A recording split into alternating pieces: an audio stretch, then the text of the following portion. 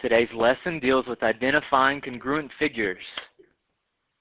First off, what is a congruent figure? These are figures that are the same shape and they are the same size. So that's the short way of talking about it. They are the same shape and they have the same size.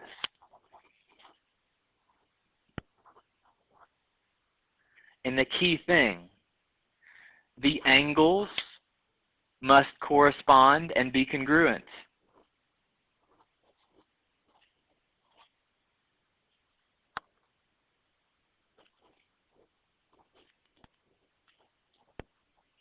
What other parts of shapes do we have? We have angles and we have sides. So angles and sides, they must correspond and be congruent. So please focus on that. But what's it mean to correspond? That's the next word. What's it mean to have parts that correspond? They are in the same position. They're in the same location. Sometimes the shapes won't be in the same orientation. You'll have to like rotate one visually, but that's definitely doable. You're going to see that stuff in example 1. In example 1 down here, it says, first off, write a congruent statement. So that's a new term that you've got to be familiar with. So circle that term, and we're going to show what it looks like out to the side. What does a congruent statement look like? It looks like whenever you're dealing with triangles, it'll be triangle with 3 letters is congruent to a triangle with 3 letters. How will this change if you have a 4-sided figure?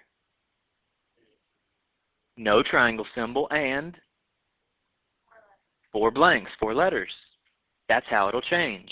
If you have a 5-sided shape, you won't have a triangle and you'll have 5 letters. So those are congruent statements. The key thing, order matters whenever you're doing congruent statements. Order matters. So the order of the letters matter. It is critical. So we'll do that first. I think this is actually easy though. So they start us off. They say, all right, triangle ABC, and that one's right here, is congruent to triangle something else. So here we go. We do one letter at a time. Triangle ABC, what matches with angle A? So let's find angle A. It has a right angle mark. So what has a right angle mark in the other figure? F. Let's find angle B. Angle B has a single angle mark. It matches with G, the single angle mark on the other. And then the last one would be H. H has 2 marks, so does C. C matches with H. They correspond. That would be a correct answer right there. We talked earlier about what does it mean to have corresponding parts. Parts are angles and sides. So that's what we're going to do now. We're going to talk about corresponding angles first. We've kind of already talked about this whenever we did our congruent statement. What I'm going to teach you, though, is you can do these little statements without even looking at the picture. That is if you have a good congruent statement to use. So, angle A, let's find it. Oh, it's right here. It's the first position. It matches with F. So, angle F. And I'm going to be critical. You need to make sure you have your angle symbols there. B matches with G. Those are the second letters. And C matches with H.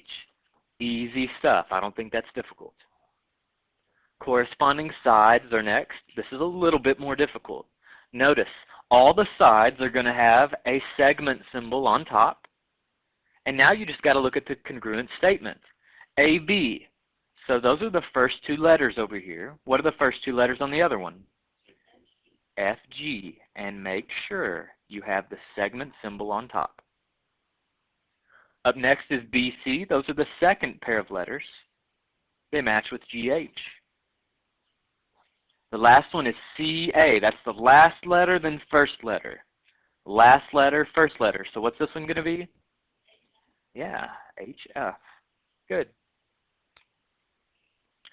Example 2, it says in this diagram, we have a new congruent statement. It has 4 letters. That means we have 4 angles, 4 sides on each shape. It says, first off, find the value of x. So I'm going to find out. All right, here's an x in my picture. Here's another x in my picture.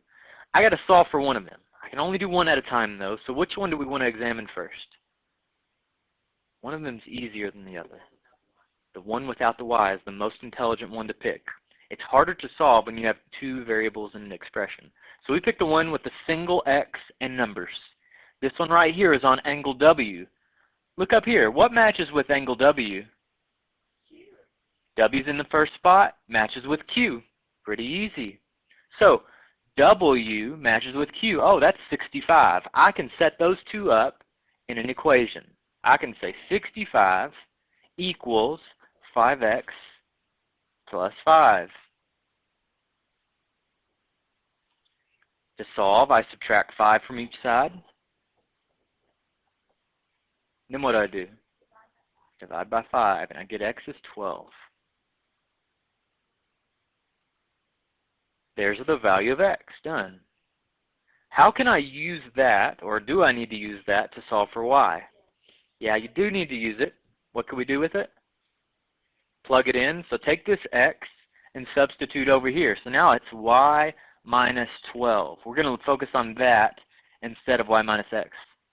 This piece is on wx. Let's find wx. They're right here. What does that match with on the other shape?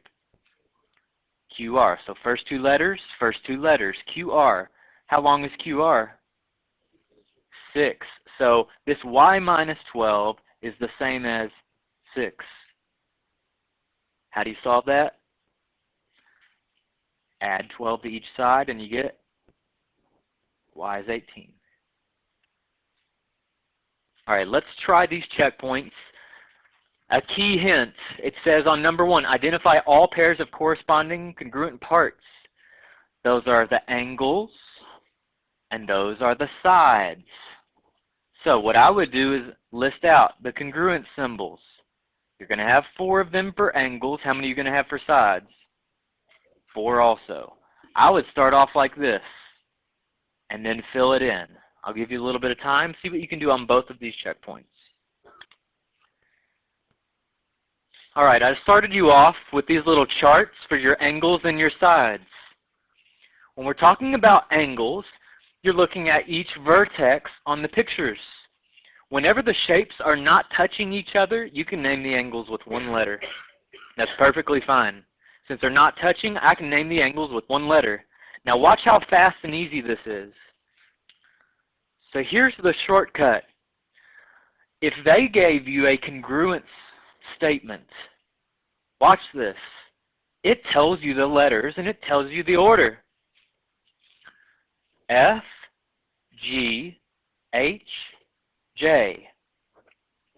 With angle symbols.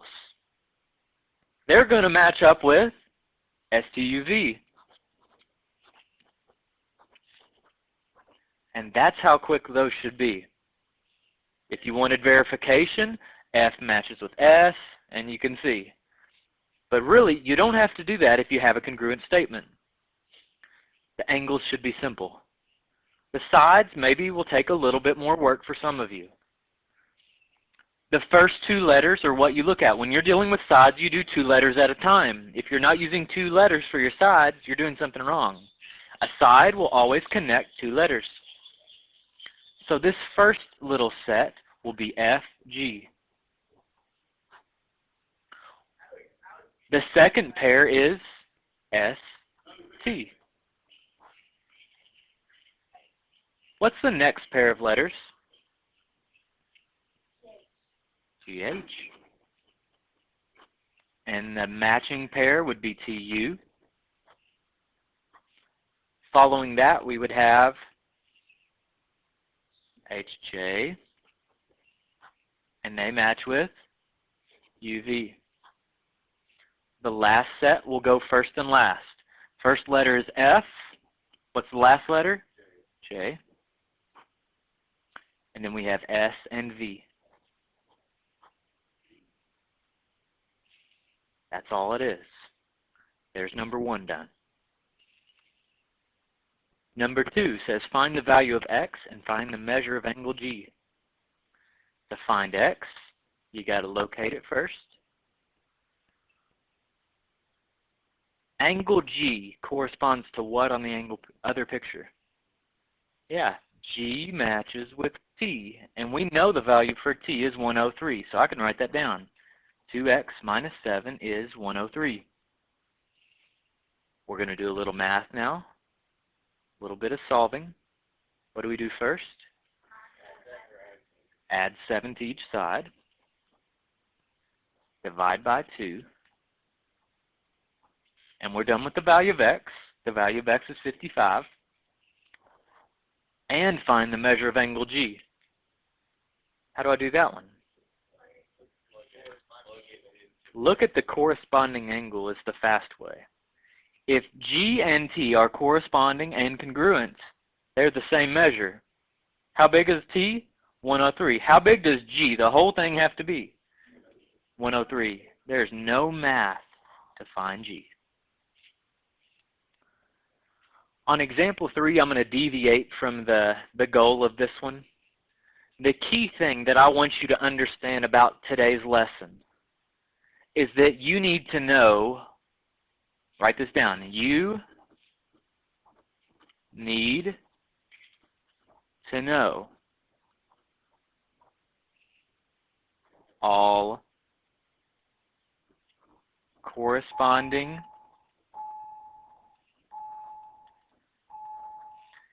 angles and sides.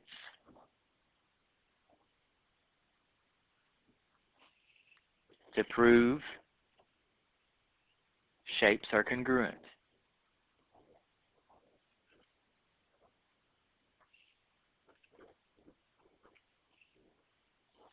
That's the goal of today's lesson, right there. In one sentence, that's the goal. You need to know all angles.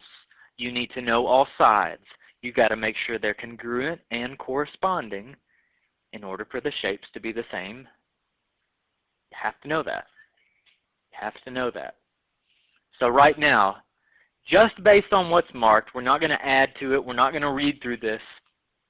I have a one-side mark with a one-side mark. They correspond on each triangle. I have a two-side mark and a two-side mark. They correspond on each triangle. Do I have anything else? Any other marks on the triangles? I have the right angles matching up. Do I have all the marks on each triangle? A mark on each side and a mark on each angle? Nope, I don't have that right now. Here's the only thing I want you to gather from this. There's one other spot that I want you to be able to see immediately. This is the only thing I want you to get from this one.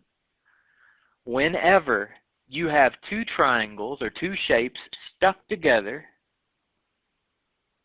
when they share a side, then we know that that piece is the same on each picture. Therefore, I can put a mark on it, meaning PR on one triangle is going to be PR or be congruent to PR on the other. Obviously, they have to be the same because they're the same piece. They have to be congruent because they're the same piece on each triangle.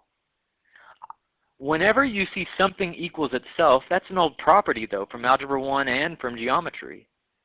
What is it equals itself? What was that property?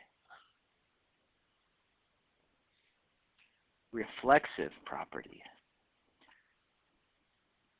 So, seeing that it's a shared side is just a little reminder.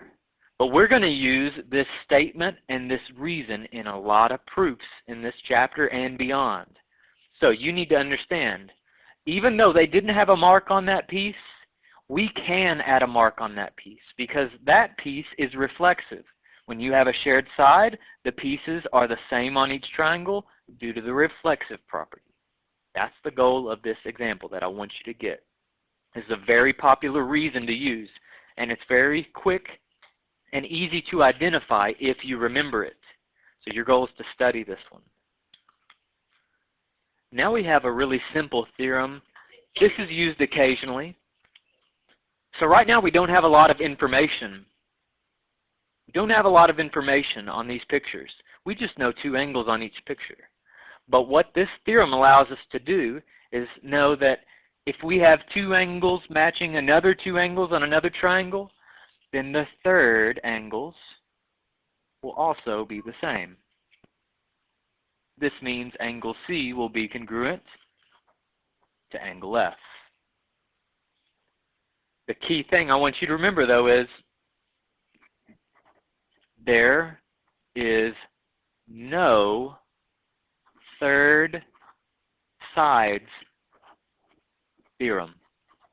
There's no such thing as third sides theorem. It does not exist.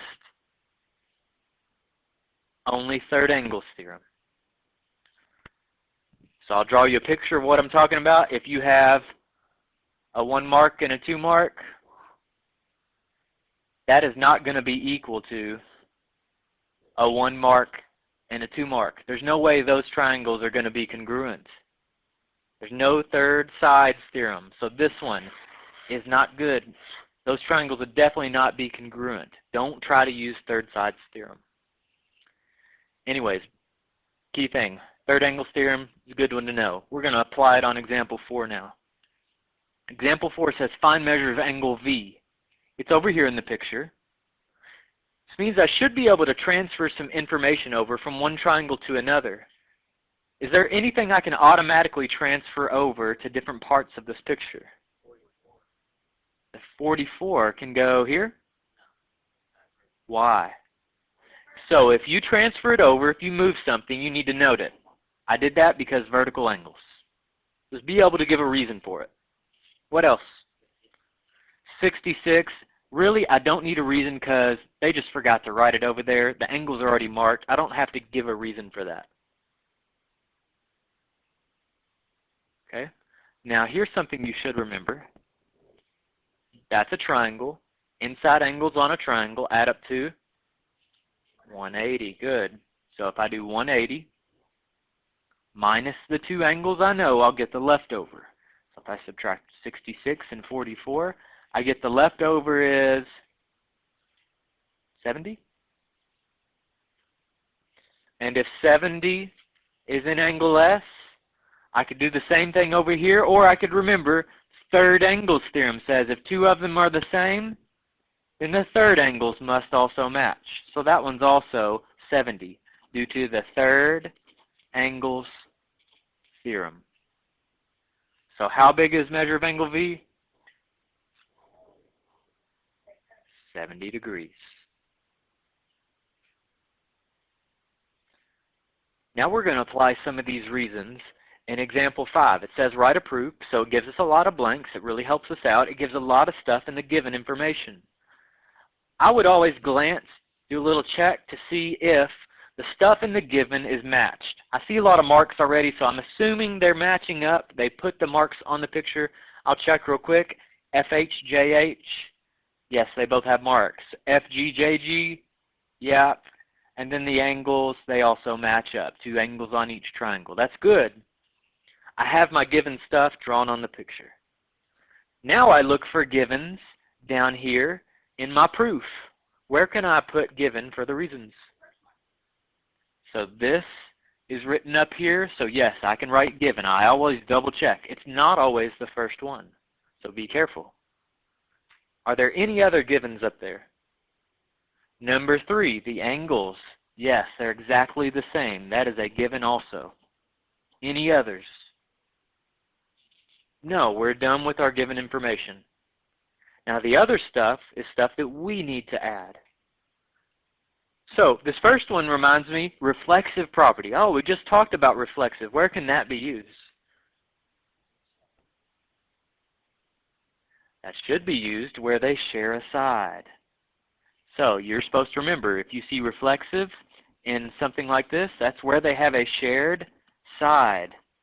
So that piece matches itself on each triangle. So I can put 3 marks on HG. Reflexive means HG is congruent to HG itself. All right, we used our given.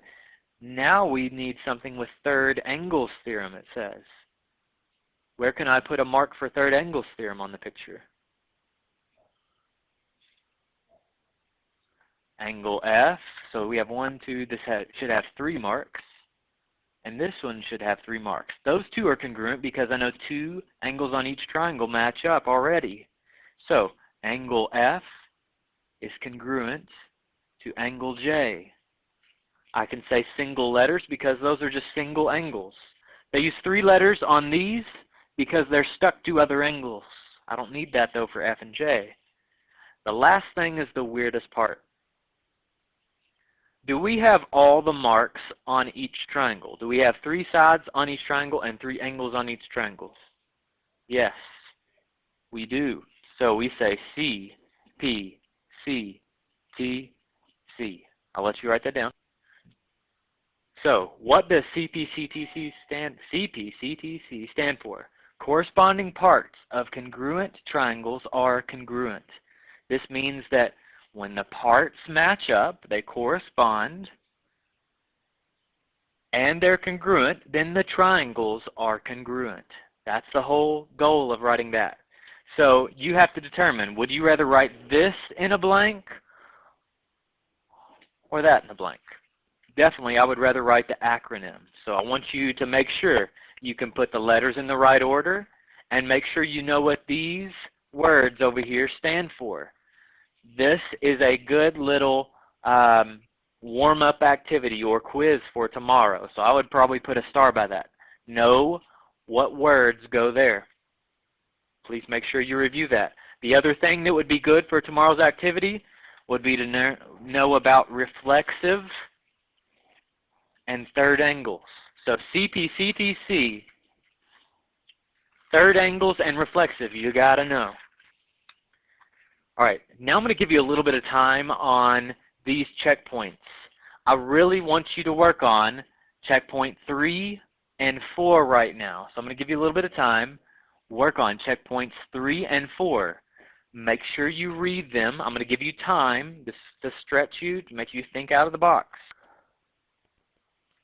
All right, so on checkpoint 3, what you need to realize is what is written in that bold statement.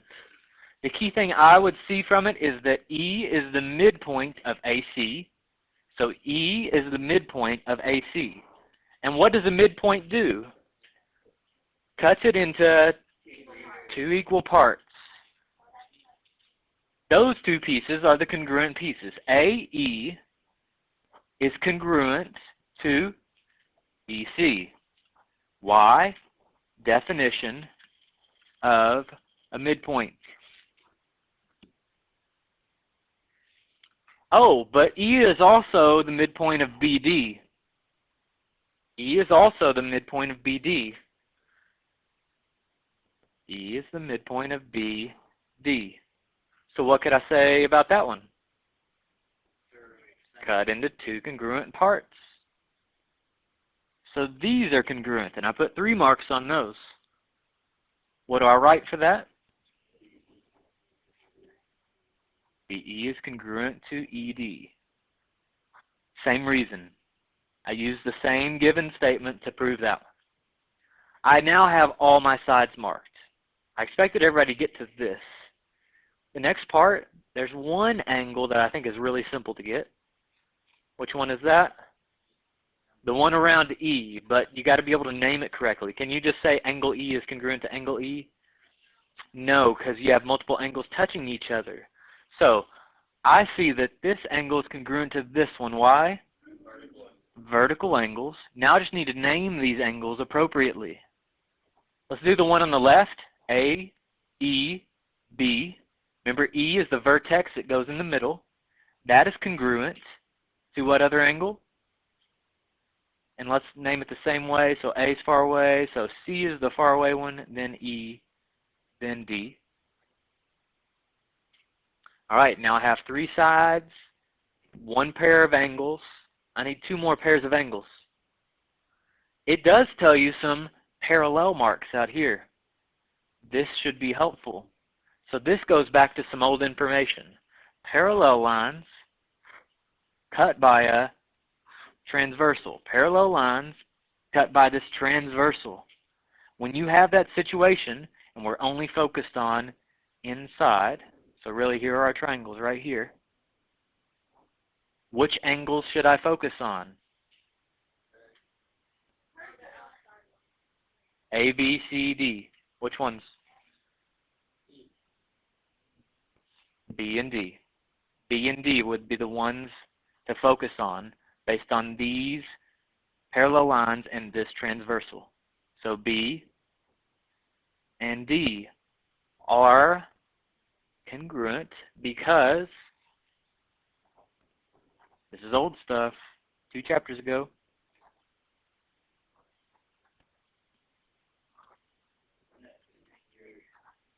Alternate interior angles. That's another popular one you're going to see a lot. Some of you already guessed. If I now treat this one as my transversal, so now it looks like this. Parallel lines cut by a transversal. We now have these angles being congruent. So these right here being congruent. That would be our C and our A. It's harder to see. It takes practice. A is congruent to C. Why? Alternate interior angles.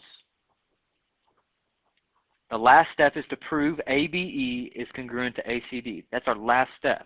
So I know what to write here. ABE is congruent to CDE. Here's what I've seen from some of you on a test. Is that a reason? Is that on our list anywhere? I've never ever seen that before, but some of you tried to use that on the test. Some of you put given there.